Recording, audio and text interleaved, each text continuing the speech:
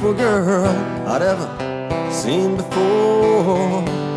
Sea green eyes and long blonde hair, cool smooth smile and didn't have care. I don't know why, but she walked my way. I was scared to death, but I was ready to play.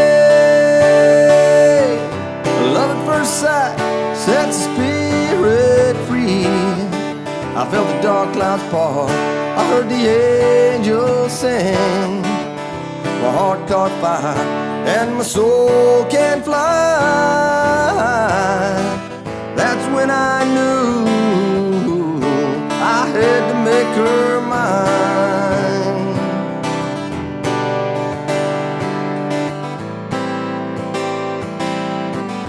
2 days passed before I made that call. I was hoping for the best, but I was ready to fall. At 3 a.m. we were still on that phone. We both agreed that we were tired of being alone. Our first date led to our first kiss. I closed my eyes and tasted her sweet lips. Love's first touch sets the spirit free. I felt the dark clouds part, I heard the angels sing. My heart caught fire and my soul can fly.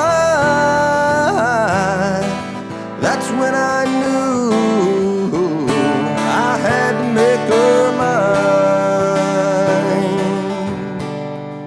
Hello everybody and welcome to the big show. My name is Mickey and this is Mickey in the Middle, the quintessential show for Middle Americans, where all Middle Americans are welcome. No matter where you're from or what, if you're on the left or the right, we welcome you here. We try not to deal with the 20% of the far left, which are the crazies, or the 20% of the people on the far right, which are also crazy.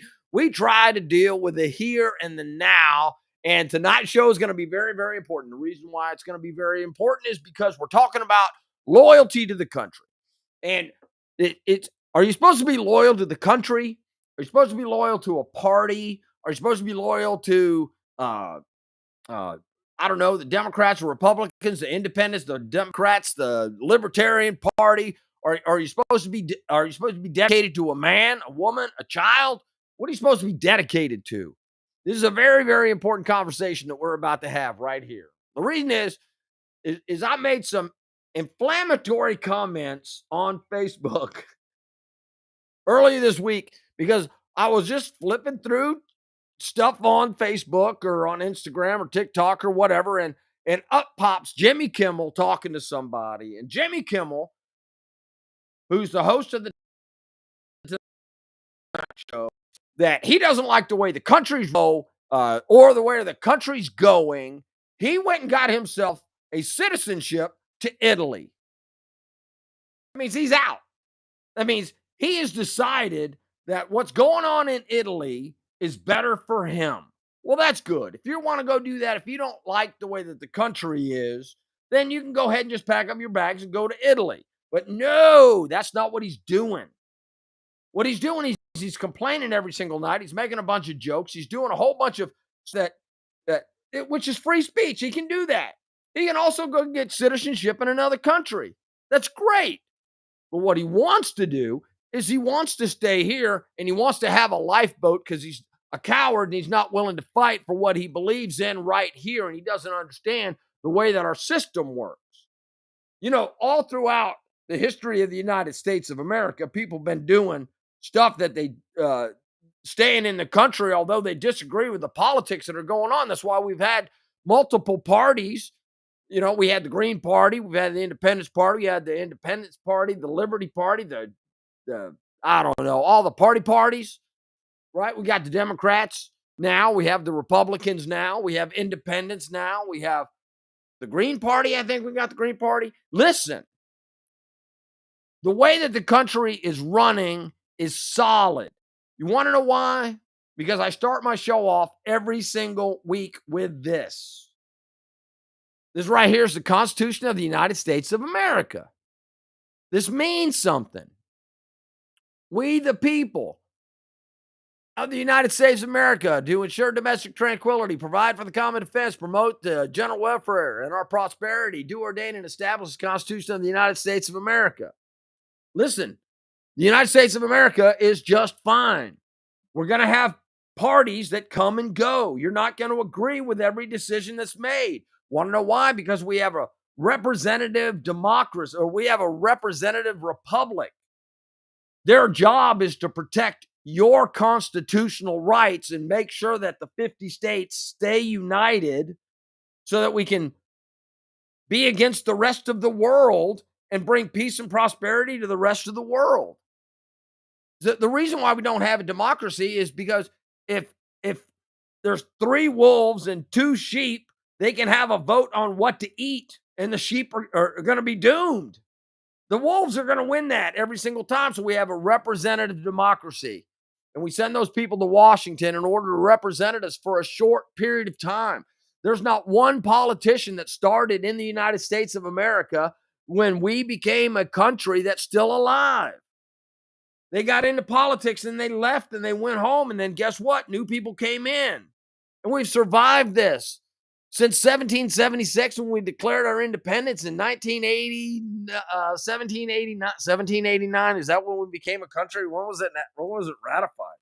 When was the Constitution of the United States ratified? First 10 amendments were ratified on December 15th, 1791.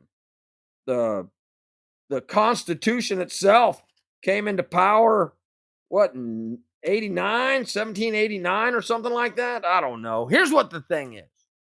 We have a country, and we need to be loyal to the country and the systems inside of the country. Why? Why, Mickey? Why do you say such things? Because we got a great country. We got 50 states together. We got 5 territories, I don't know how many territories. Hey, Siri, how many territories does the United States have?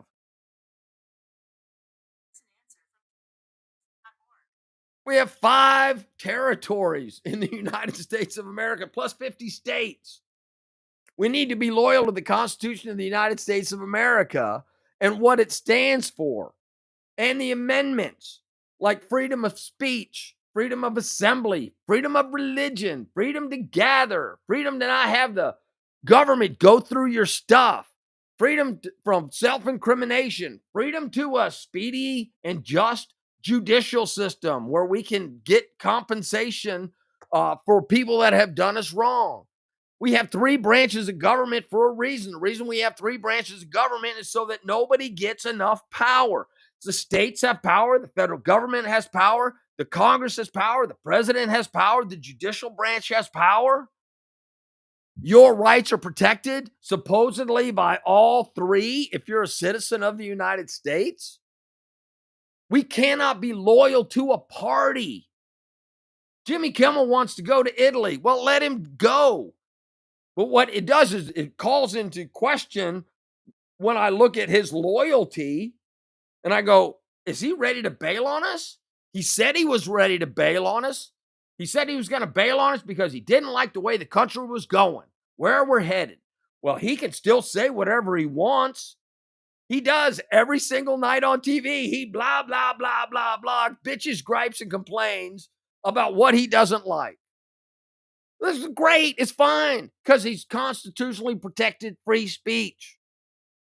That's awesome. He can become a country. He can renounce his citizenship to the United States of America. That's fine with me. Just go to Italy. But what kills me is Italy has more repressive government than we have here in the United States of America. They got free speech written in their constitution, but it's not guaranteed by an amendment to the Constitution. It's going to be protected by the courts. Now they have hate speech laws, which means that you can say something that somebody doesn't like, and then all of a sudden you can be thrown in jail because it's also criminally charged. We have civil lawsuits.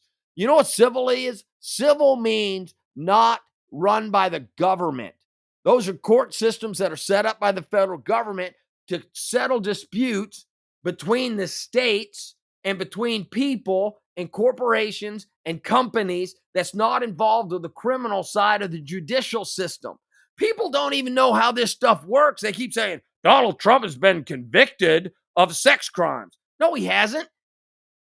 He was found by a preponderance of evidence to have a civil lawsuit litigated against him, and he was found that he was held responsible for that in a civil suit. That's why he didn't go to jail. Yeah, he's got 34 convictions. I don't even know what that means because nobody could actually define that. But then a judge and a jury said that, hey, he's not going to do any time. He's going to pay fines. He's going to do other things and not go to jail. That's the way the judicial system works. We have a criminal side of the judicial system and we have a civil side of the system.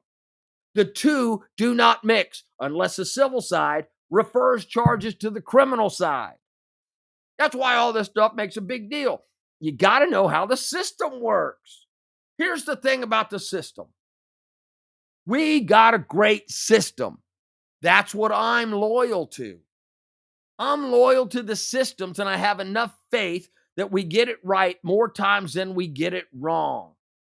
Now, you don't like Donald Trump. Well, some people didn't like Barack Obama. Some people didn't like Bush. Some people didn't like Reagan. Some people didn't like FDR. Here's the bottom line.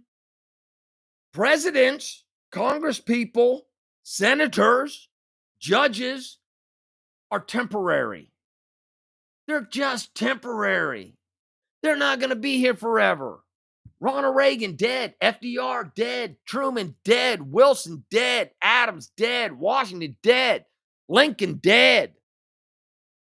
Hey, they're not going to be here forever. They all make rules and regulations that we do and do not like.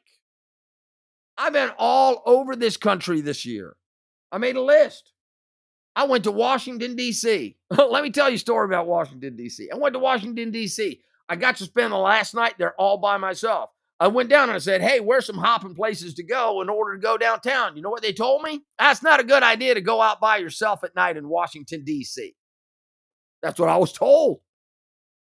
So I didn't. I stayed local. I went to a Mexican restaurant next to the hotel, but I didn't go downtown. I went all through D.C. when the lights were on and the sun was up. But I wasn't sure as hell. Don't tell me that Washington's safe when the clerk in a hotel tells you I wouldn't go down there. Just don't go down there. That was one story that's relevant to this conversation, which I'll get to later. How about Oshkosh? I went to Oshkosh, Wisconsin for the greatest fly-in put on by the Experimental Aircraft Association up in Oshkosh. It happens every single July. It was great time. It's a party all week long. They have a great night air show on Wednesday and Saturday nights. If you haven't been to Oshkosh, you need to go to Oshkosh. I went to Massachusetts for the 4th of July. I had a great time up in Massachusetts. I had a wonderful time. And guess what? I'm from a red state. I went to a blue state. I drove through Washington. I drove through Pennsylvania, Connecticut. Guess what? They're all different color states. Pennsylvania's kind of purpley. But you know what? New York is definitely blue. Massachusetts, bluer than blue. And you know what? I didn't have one problem with one single person that was up in any of those states. Nobody accused me of being a fascist or a Nazi or a communist or a Trumpite or whatever else label they would want to give me. Nobody called me anything. We just went up and we partied. We drank margaritas and beers, and we got in the swimming pool, and we played some cornhole. We sat around a fire. It was great. There was 100 people, and I did not ask one single person what party they were affiliated with, but I did ask them what they thought of the country, and they all love the country. Blue, red, purple. So my question is about loyalty. Are you going to be loyal to your party? Or are you going to be loyal to the country when stuff doesn't go your way? Recently, I just got back from Des Moines, Iowa, where I went up for the national games, the National Senior Games, put on by the National Games, Senior Games Association. Right, it's the Senior Olympics, except the Olympic Committee won't let them use the word Olympic. Although I believe legally they can because Olympics were around long before the Olympic committees. That means that the intellectual property is not there, so the Olympic committee can kiss my ass and anyway, it doesn't matter. That's another legal issue that I'm kind of upset about. But once again, I didn't ask anybody's political persuasion there. Everybody was having a great time. Des Moines is a great city. I had no fear going out in Des Moines at night. However, I did see some pretty sketchy characters after nightfall. It takes some guts to be in the middle because you catch slings and arrows from every single direction. You got to be loyal to the country. You got to understand how the country works. If you want to be in the middle, you have to understand that you're going to catch it from the left on some things. You're going to catch it from the right on some things. And you want to know what?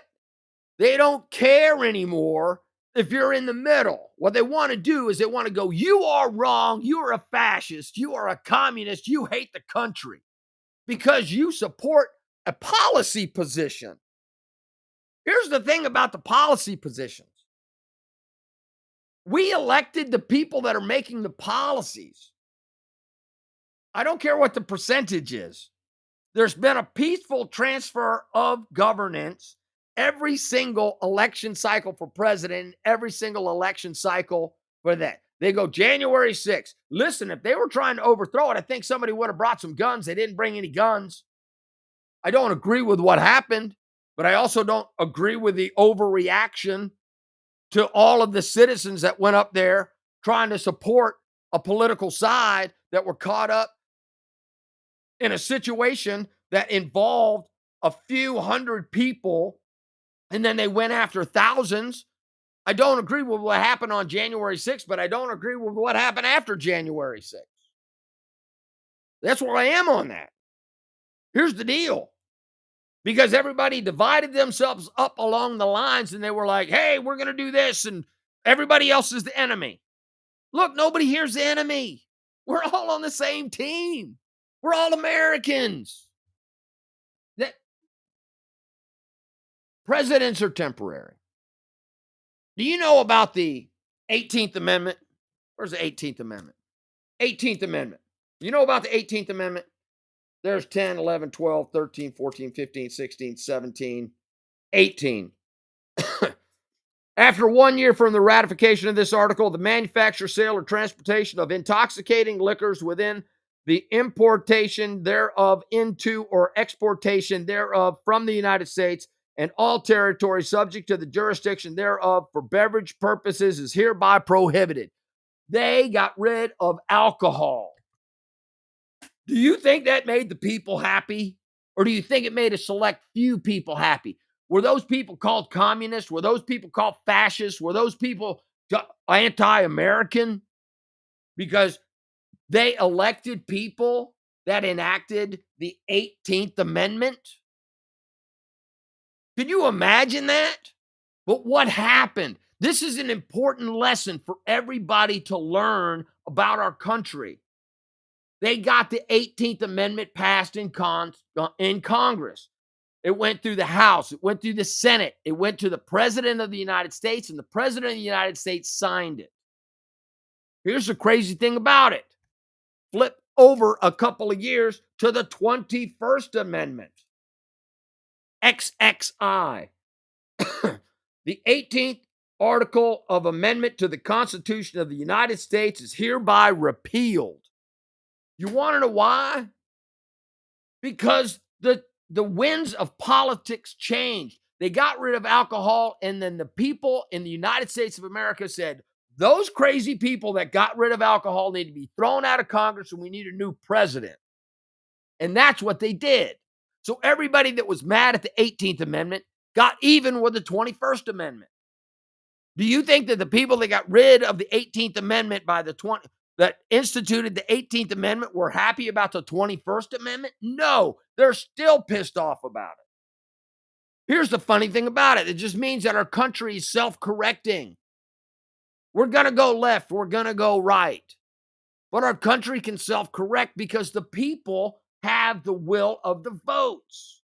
They have the will of the people. It's written all over the Constitution. It's written in the Constitution. It's written in the Declaration of Independence. It's written in all of the all of the constitutions of all 50 states. We're self-correcting. Uh-oh, Kelly Cooksey said 49. 49. I mean 5. Anyway, I'm glad everybody's watching. Hey, by the way, hi Kelly. I love you.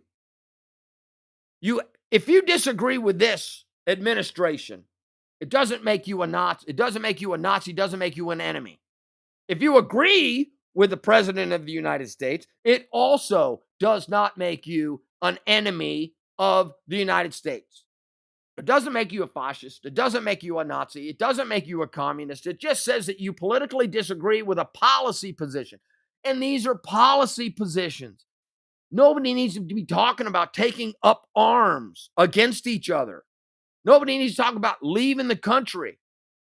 You need to be talking about, hey, how do we fix this through elections?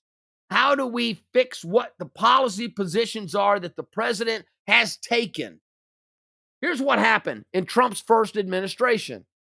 Trump came up with a bunch of ideas. He wrote down a whole bunch of executive orders. Now, he got the idea from Barack Obama because Barack Obama said, if Congress is going to do nothing, then I have a pen.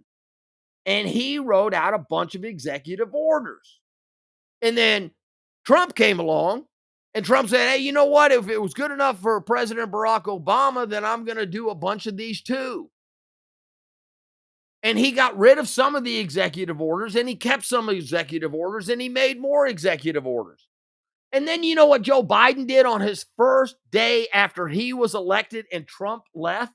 On the first day that Joe Biden was president in 2021, January 20th, 2021, Joe Biden got rid of 90% of Donald Trump's executive orders. Did you know that? So Donald Trump said, drill, baby, drill in Anwar. And then President Biden said, oh, getting rid of that executive order. I'm signing another executive order saying you can't drill in Anwar. You can't drill offshore. You can't drill in national parks. We're going to get rid of pipelines. Trump closed the border, built the wall. Guess what? Joe Biden undid that also. That's the power of elections and the power of the system that we have. This is, originally I thought this was going to be light. I thought this was going to be a fun little juxtaposition about, hey, loyalty to a man, loyalty to a party, or loyalty to the country. I don't want to be mad about this, but I'm trying to get a point across about being loyal to the country, because being loyal to the country means that we have a great system. If a judge makes a decision, it goes all the way up to the Supreme Court, and the people that sit on the Supreme Court study to find out whether it's constitutional. Sometimes they get questions in a civil lawsuit, but that's not what the important thing is. The important thing is that it sometimes it's criminal, sometimes it's civil, but they sit down, and that's why they don't make a decision overnight. That's why they look at all the court cases, all of the precedents. Sometimes they change the precedents. Dred Scott, terrible decisions. But you know what? The Supreme Court made the decision on Dred Scott, and then when it was later introduced to the Supreme Court, they overturned Dred Scott because it was terrible. Board versus the Board of Education, another perfect example of the Supreme Court changing their mind. It doesn't mean that they're loyal to a party. It just means that the political winds have changed. So even the Supreme Court can change their mind. So the Supreme Court came up with Roe v. Wade. And then the Supreme Court said, well, we really shouldn't have addressed that. Now it's got to go back to the state. So they overturn themselves again. This is not unprecedented. This is the way that our country works. It's self-correcting. The 10th Amendment to the Constitution of the United States says anything that's not designated to the federal government will be retained by the states. Where's 10? 10. The powers not delegated to the United States by the Constitution, nor prohibited by it to the states, are reserved to the states respectively or to the people. That's why States don't have a say in immigration because the federal government literally said that we're going to have immigration controlled by the federal government so it applies equally to all 50 states. They also do the money. That's why we have a treasury and why we have money, because that's specifically delegated to Congress as one of their things. That's why the Congress does the federal budget every year that's signed by the President of the United States. That's why the president can't have a line item veto. See, the president was only put up there to authorize legislation in whole cloth, and why the deliberation of Congress has the decision of the budget. So that's why the president doesn't have a line item veto, for all of you that are wondering, because that task in the Constitution was specifically given to the legislative branch. That's why controversies between the executive and the legislative branch are solved by the third neutral parties of the court system, whether they are a lower federal court or an upper federal court like the Supreme Court. There's a whole bunch of shit you probably didn't know. I hate this. Let's see. We are not enemies. We're not enemies. We're all in the same boat. It doesn't matter where you go in the country, right? California, Washington, Georgia, Maine, Florida, Texas, Illinois, Wisconsin, Arkansas, Louisiana. We're all different. We all have our own little cultures, but we all have our own little governments. You want to have influence, then you need to talk to all of the people that are in your state, because the states control most of the stuff that's in your state.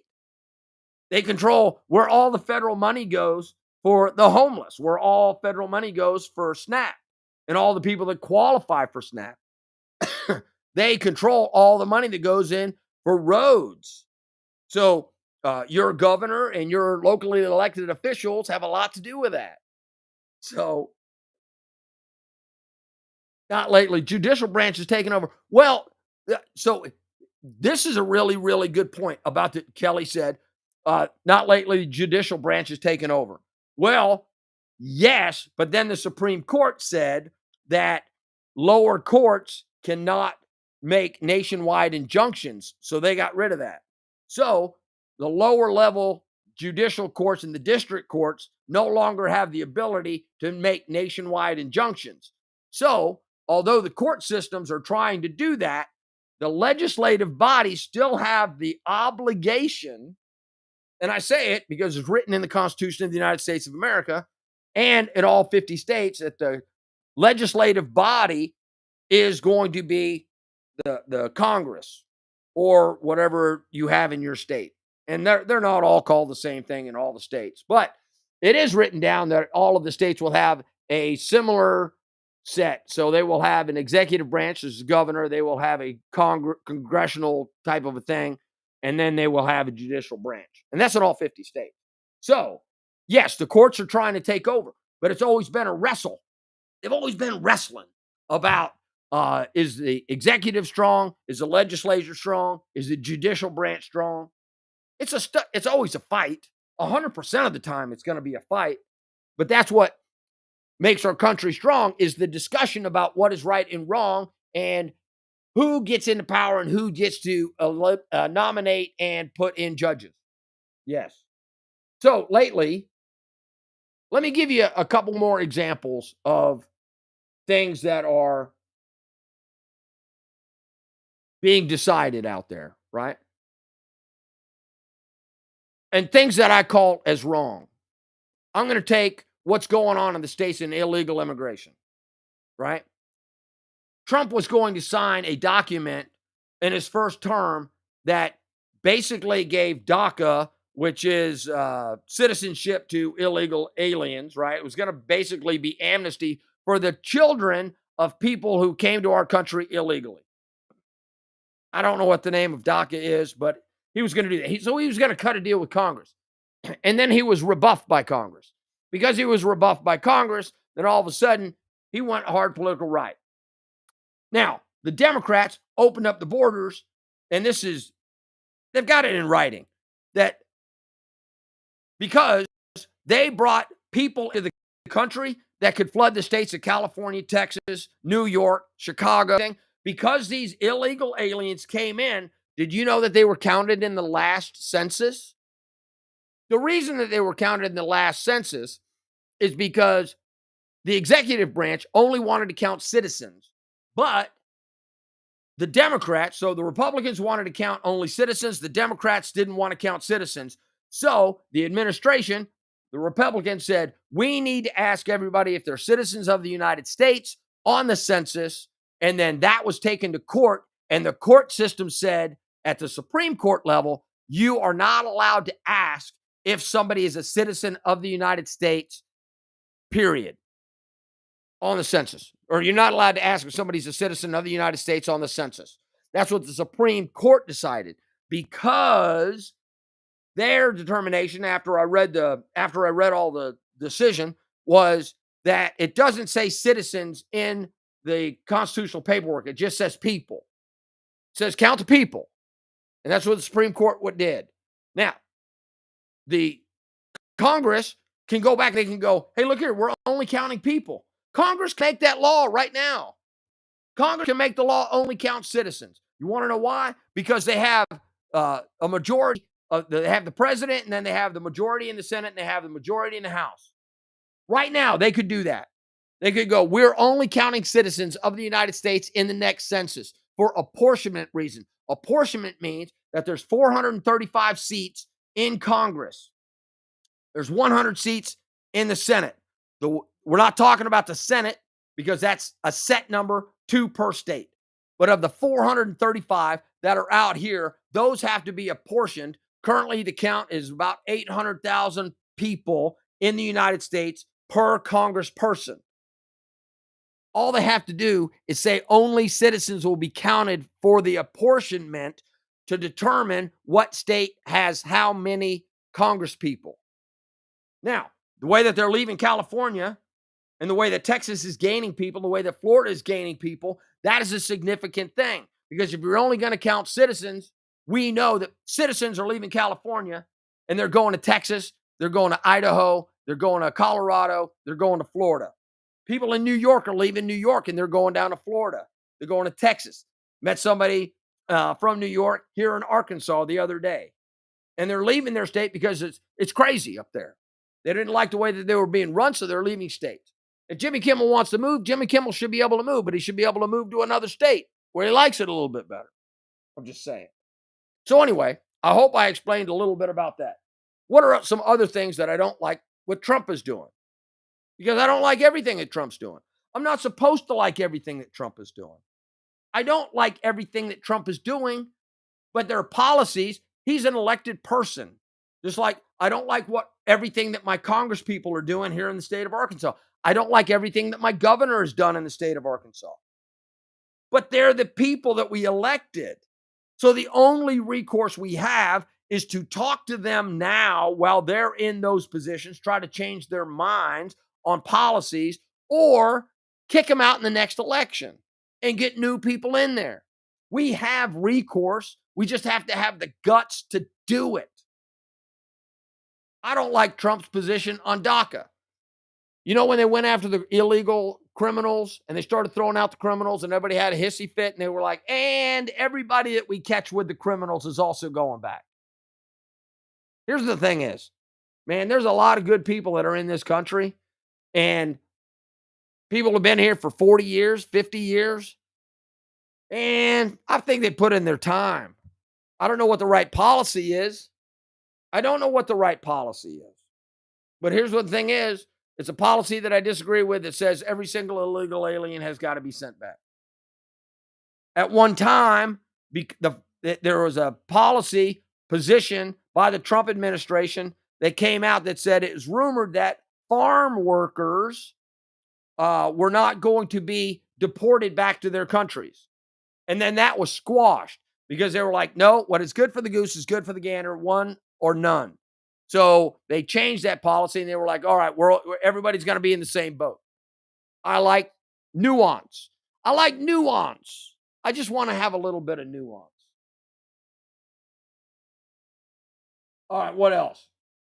They just came out with a policy in the Department of Defense that said if you're between 15 years and 18 years and you fall into certain categories of human beings, that we are not going to review your package for an early retirement. We're just going to kick you out with no compensation. Well, we're going to kick you out without a retirement. We're just going to increase the compensation that we give on a severance package. I disagree with that.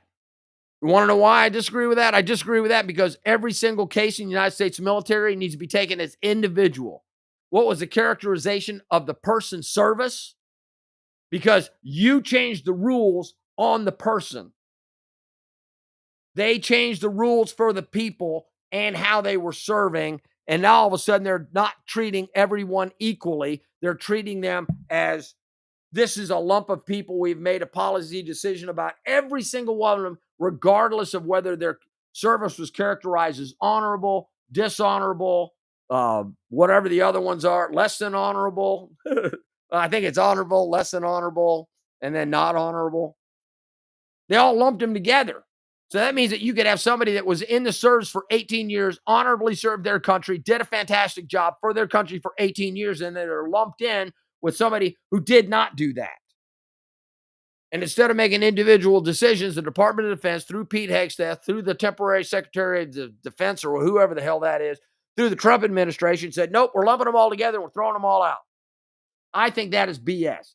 There's been lots of times in the United States military where they have offered early retirement at 15 years.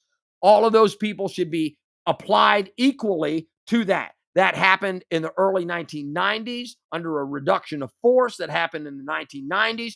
It should happen now. If you're going to reduce these people and change their characteristics and whether they can serve in the country or not, they need to give those people an individual hearing and offer them some type of a compensation that is commensurate with their service to the country. That's what I got to say about that. There you go. There's some good things that Trump is doing too. A lot of good things. I like what he's done with tariffs. I like the way that he's handling the wars in Africa. I like the way that he's bringing people together, like the Arab nations and the Arab states, and bringing them into the fold, getting them to live in peace with Israel. I don't like the way that Israel and Hamas is going, but hey, look here, I don't have a better idea, so I can't really say anything to that. I like the fact that he's going to go meet with Putin. I don't know whether anything is going to come out of that, but I'm glad they're at least talking about ending a war and seeing if something can be done in Ukraine. Look, we just can't keep sending Ukraine money and having them kill Russians and Russians kill them. I'm against war. I was in war for 30 years. I'm against war. If we can find another way to do it, we're all on this planet together. We need to be able to find a way to take care of each other. And at least Trump is talking about peace. Biden didn't even want to deal with Putin. Here's the thing. We have policies by each administration that comes in that we're going to agree with or disagree. The entire point of this is we have a great country. I don't want anybody leaving the country. If you're a citizen of the United States, I need you to understand the system in which we're operating. Presidents are temporary. Policies are temporary. It's not everybody's a fascist, everybody's a Nazi, everybody's a communist, everybody hates America.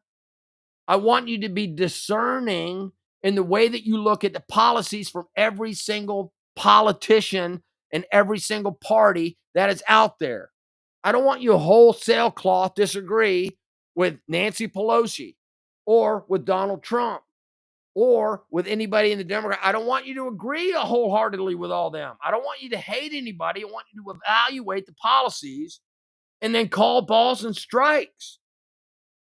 Because not every policy is going to be something you should like, and you shouldn't agree with all policies just because somebody you like came up with them. People are idiots. People are bought and paid for. People that are in political positions have political alliances for a reason. They're all getting rich, and we're all over here eating crumbs. They are feasting on our money, spending it the way that they want to, doing things that I disagree with, but that's the only system we have, and it's a great system. You want to know why? Because we have the Constitution of the United States of America behind us all. This is a great country. This is a fantastic country. I don't want anybody going and saying that they're going to go align with Ireland or Italy or Britain or China or how come that? Yeah, how come he didn't want to go to China or North Korea, Cuba? No, he's got anyway. So anyway, that's the show tonight. My name is Mickey. I hope that you understand why I am Mickey in the middle a little bit better. I'm loyal to the country. I'm not loyal to a party. I'm not loyal to a man or a woman. I'm not loyal to anybody out there. You know what I do is I have to evaluate the policies and find out whether they align with keeping our country strong. Yes, some people are going to be out there. They're going to hate me for this. They're going to go, you got to pick a side. I don't want to pick a side. I don't want to be controversial. I just want to be able to call balls and strikes and say whether something is good or something is bad. And if you disagree and you believe that something is bad, understand that we have a system where you have actions that you can take to correct that, like the 18th Amendment and the 21st Amendment. So that's going to be it for tonight. I hope everybody enjoyed the show. This has been a fantastic night with you guys. I just want to let you know that I love you. This is Mickey in the Middle. Most Wednesday nights at 9 p.m. Central.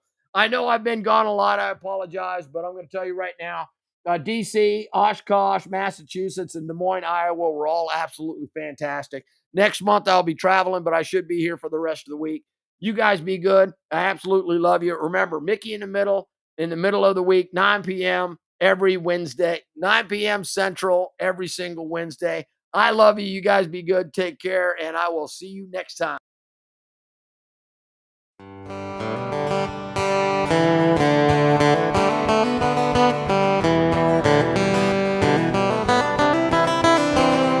It was love at first sight when she walked through that door.